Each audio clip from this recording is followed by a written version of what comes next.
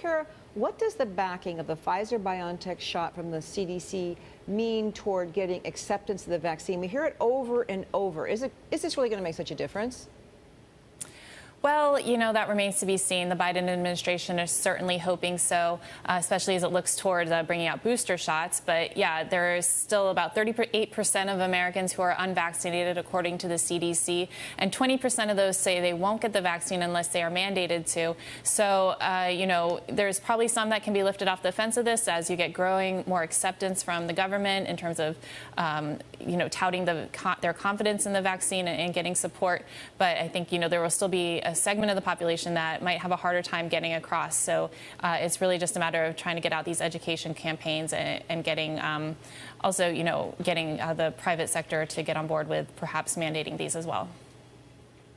And how can the booster shot potentially be a missing puzzle piece here?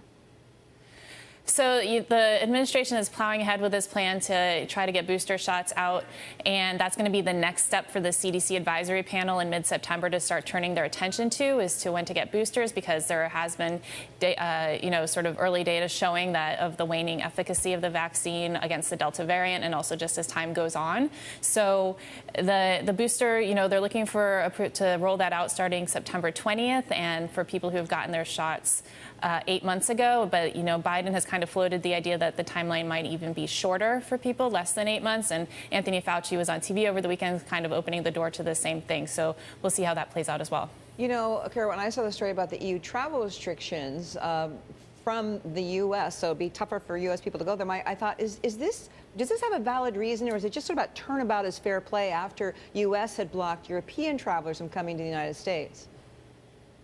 Well, the EU guidance is for restrictions on places where there are cases of about 75 per 100,000 people, and the U.S. is at 588 per 100,000 people in terms of new cases. So, that does fall into the EU guidelines. It's a bad hit for the tourism sector. The airlines, are not too happy about this, and I think, like so much we've seen with Delta, that you've seen sort of plans upended, and the tourism industry just had been on the cusp of a comeback and now kind of getting hit again.